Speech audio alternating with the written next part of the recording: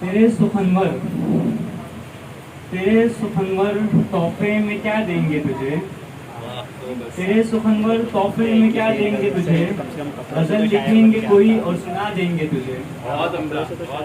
इसके साथ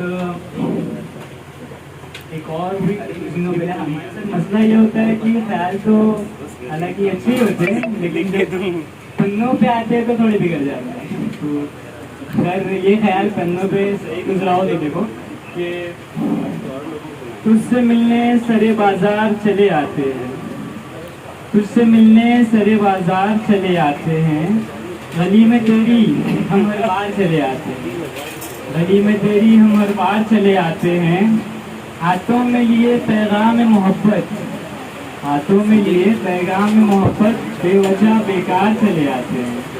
सर को पूछ लेना देखे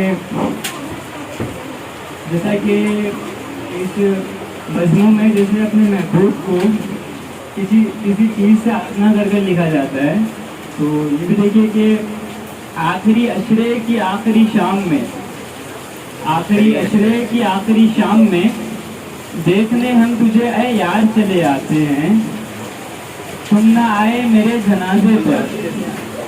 हर किसी को एक शिकवा होता है, वो नहीं मिलने आता है, तो तुम ना आए मेरे जनाजे पर, जबकि इस वक्त अय्यार चले आते हैं। अय्यार जो होते हैं जिन्हें हम अपना नहीं, तो उन लोगों पे आऊँगा जो हालांकि अच्छी गिरी थी और मेरे पास वही गिरी चली है।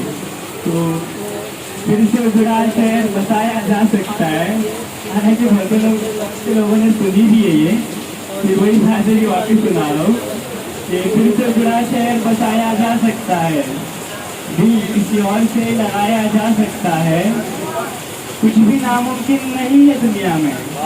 बिलाल भाई सुनिएगा, भूल जाइए कि कुछ भी नामुमकिन नहीं है दुनिया में, यानी तुमको भी बुलाया जा सकता है।